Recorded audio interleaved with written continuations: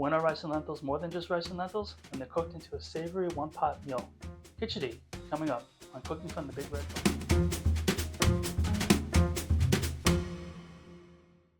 Hi, I'm John. Welcome to Cooking from the Big Red Book, where I cook selected recipes from Charmaine Solomon's legendary The Complete Asian Cookbook.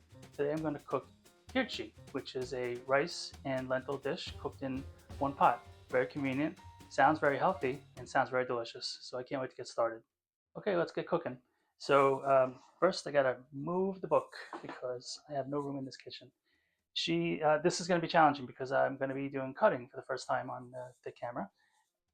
So I got my knife and my cutting board already set.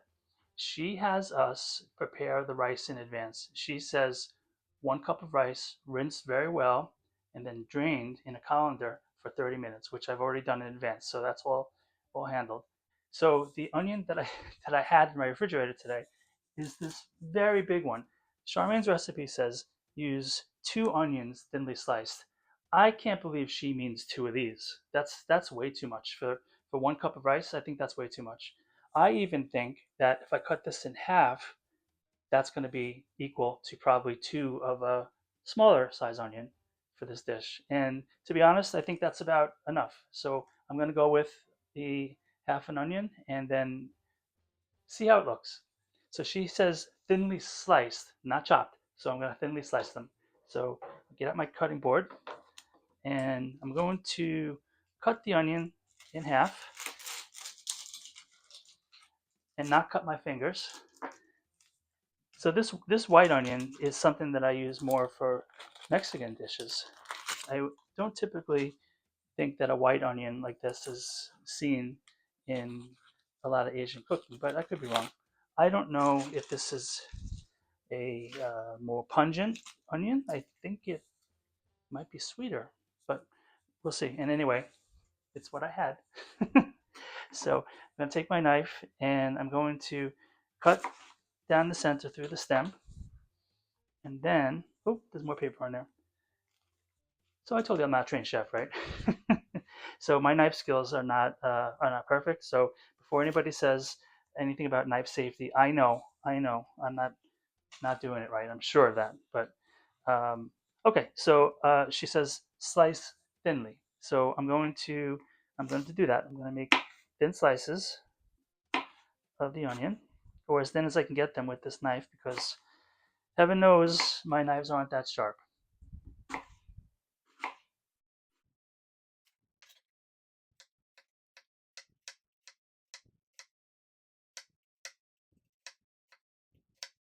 That's about the equivalent, I think, of 2 smallish onions.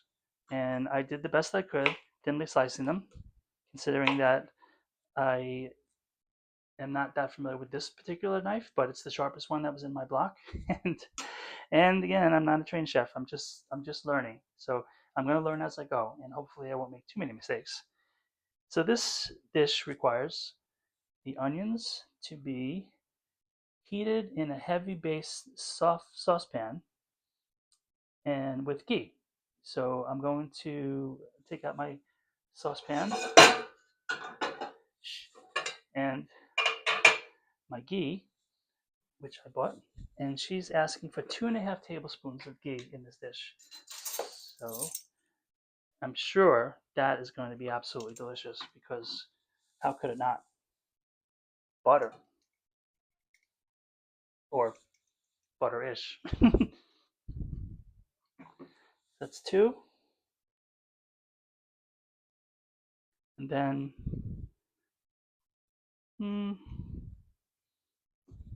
a half, 2.5. Medium heat until golden brown. So we're going to put this up to medium, which on my stove is around a 5, maybe 6, and let that melt. She wants us to use 1 cup of red lentils, which I do have. And her technique is for us to wash them, and she says to remove any that float to the surface, then drain.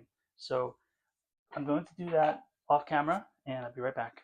Well, guess what? None of them floated to the surface. But what I did notice that when they were soaking in the water, there was a lot of dust in there. So I gave them several rinses. So now the lentils are ready for when I need them. And let's check out our ghee situation here. And it looks pretty melted and it's on medium heat. So I think it is time for me to cook the onions.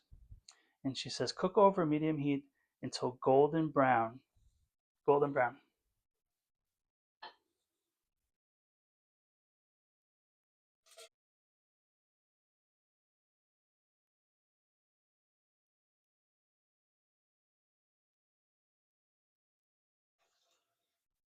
So give these a stir and wait for them to turn golden brown. Let's check on the onions. They're definitely getting golden. I wouldn't say brown, but they're golden. While that's cooking, I'll tell you about the rest of the recipe. She's going to ask me eventually to divide these onions in half. So some of them are going to be cooked in with the rice and the lentils, and some are going to be used afterwards to flavor the dish on the plate. And she wants us to use salt and garam masala. I have garam masala that I bought at the store a while back, and it still smells good, very very fragrant and nice in all the right ways. But I actually had made my own garam masala, believe it or not, a few weeks back, and I like it a lot. The problem is I don't think I have enough. So rather than use the commercially prepared garam masala or my own mixture, Charmaine gives us the option in the book. It says, also, whole spices such as cinnamon stick and a few whole cloves, bruised cardamom pods, and peppercorns may be used instead of garam masala. So I thought, why don't I use whole spices? I think that would be fun and kind of like a traditional way of doing it. I mean, I think it's going to be good. So I'm gonna exercise that option in a second. What I think is that the onions need to cook a little bit more, and then I'll add the spices to it. Okay, the onions are cooking down a little bit, so I'm going to start adding the spices. She doesn't say how many cloves, she says a few. She doesn't say how many cardamom pods, she says a few. So I'm going to just exercise some imagination as to what a few looks like for cardamom pods, for example. So I'm going to use, I don't know, 4, 5. I use 5. I know that might be a lot, but we'll see. And she has us bruise them, so I'm gonna just bruise them a little bit. And she says a cinnamon stick, which I do have. So delicious. Peppercorns. Again, she doesn't say how much, but if it's anything like a regular savory dish that has a lot of pepper in it, I would say, whoops, I would say about maybe half teaspoon. So I'm going to put about half teaspoon of peppercorns into the mortar and crush them up a little bit too. And I'm going to do it hopefully without them flying all over the kitchen, because who likes to step on those with a bare foot? And then whole cloves. So I've got just a little bit of whole cloves left. And I'm going to use, I don't know, 3 or 4.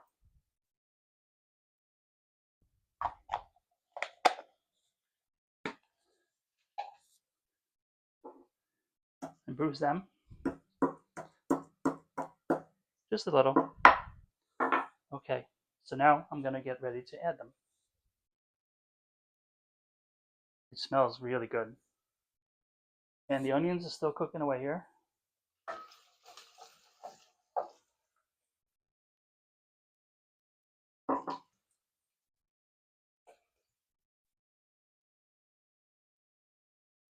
There's our onions turning golden and our whole spices. So I'm going to stir these whole spices a bit and wait till the onions get even more golden and, as the book says, golden brown.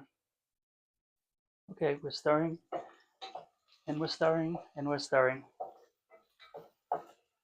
Maybe I'm just not that patient, but I turned the heat up a little bit higher because it wasn't seeming like it was really happening. So I can hear it now increasing in tempo in the sizzling. So I think that I'm on the right track. Look at that. So they are definitely browning. They're on their way, and the spices smell delicious.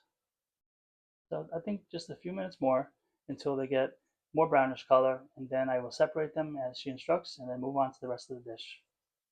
Okay, there's serious browning happening here, so it's time to remove half the onions. But look how brown these are. I'm pretty sure that's exactly what she meant. Brown. Otherwise, why would she say brown? All right, that is about half of them. So I'll put half of them aside. And I'm actually going to lower it back down a little bit to between 6 and 5 because I had gotten impatient. The next step is to add the rice and the lentils to the pan and cook for 3 minutes. So here's our lentils that have been rinsed in into the pool, as they say, and the rice.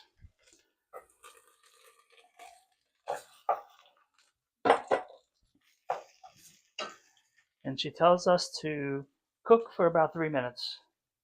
So I'm going to set the timer because I have a hard time telling how long things take on the stove. Stirring constantly, and I can see why, because this is actually sticking. Looks pretty good, doesn't it? So as long as I keep that moving, it won't burn.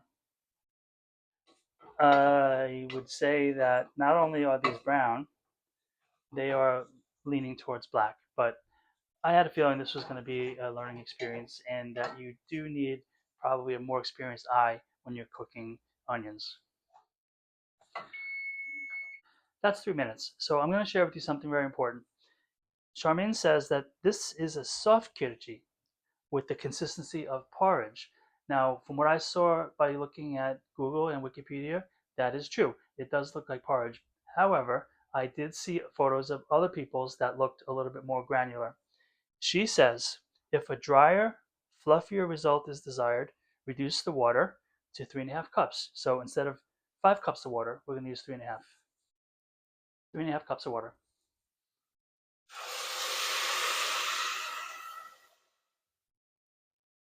Okay. And 2.5 teaspoons of salt. Up there. So it's I'm sorry, 2.5. Kind of seems like a lot to me. I do like my food. I do like my food nicely seasoned though. Give that a stir. Bring it to a boil. I definitely hope that if anybody discovers this video and they see that I burnt the onions, that they forgive me. This was a learning experience. It would not happen again next time I do it, that's for sure. So the water is actually turning a brownish color from the caramelization or burning of the onions. But I'm gonna go with it. We're gonna see how it is. I don't smell burnt. That's the thing. I don't smell it burned. I see it dark color, but it doesn't smell like something burning and like that acrid smell. It doesn't smell like that. So it might be okay. Maybe someone will say, yes, that's actually the right way. It should be very dark. So then I'll be vindicated. Charmaine doesn't say stir constantly, so I'm assuming it's okay to let it sit there and boil. Good things are starting to happen. I'm seeing bubbles on the outside, so it's on its way to boil. One thing that she doesn't say in the book is if I should skim this at all, because it looks like there's a little bit of stuff on top. Probably still more dust from the lentils, or dust from the spices. Maybe I'm not sure, but she didn't say remove it, so I'm just going to let it cook in. I guess it's like foam. What did Julia Child say? Who's going to notice? Who's going to know? I don't know. I feel like that needs to come off, but I'm just going to leave it. Let's see how it looks when it's cooked. Charmaine then says, cover, reduce heat to low, and let it cook for 25 to 30 minutes.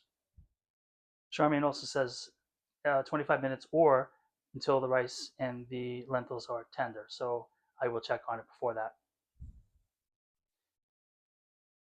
She says, do not lift the lid during cooking or stir. Serve hot, garnished with the reserved fried onion. Well, we're not at that point yet, but based on the pictures that I've seen on the internet, because I haven't actually had this dish, so I'm cooking this sort of blind. It should look like a golden yellowy color, and I'm hoping that it's actually not a brownish sludge. And her recipe doesn't call for any veggies, but other recipes that I've seen on the internet have plenty of vegetables in it. So I guess it's really just adaptable to what you've got in your kitchen. You hear that sound? It's ready. It's been 25 minutes, so let me turn the heat off and pop the lid off. And I have a feeling this lid is going to be screaming hot, so I'm going to use a towel. And very fragrant. Very fragrant and delicious looking, although quite brown. So I'm going to use the fork to fluff it up a bit. And I think that I could have cooked this for 20 minutes or even less because it's a little soft. It's supposed to be soft, but I wanted it to be a little fluffier.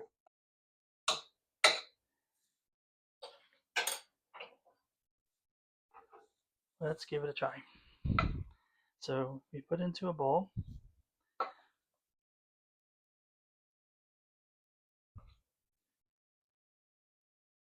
And a little thick.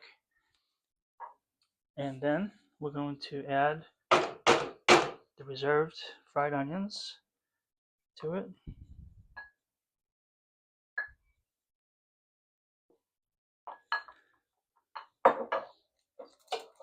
Maybe stir them in with the fork a little bit more. Remove the cinnamon pod.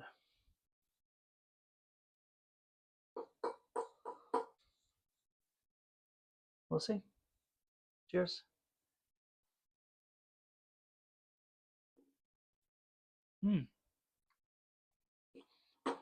Wow. Is that good? Very, very savory.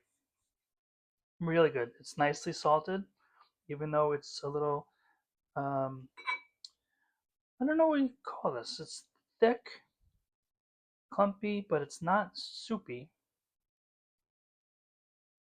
I don't know if this is the right texture, but it was really good. Very, very, very buttery flavor from the ghee. Lightly spiced. Lightly spiced. It's there. I can feel it. The pepper and the fragrance from the cardamom and the cloves is definitely there. The fried onions on top is a very nice addition.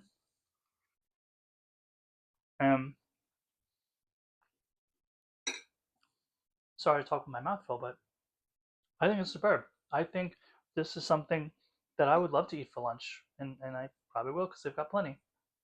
So thank you very much for coming to my kitchen, and I'll see you the next time.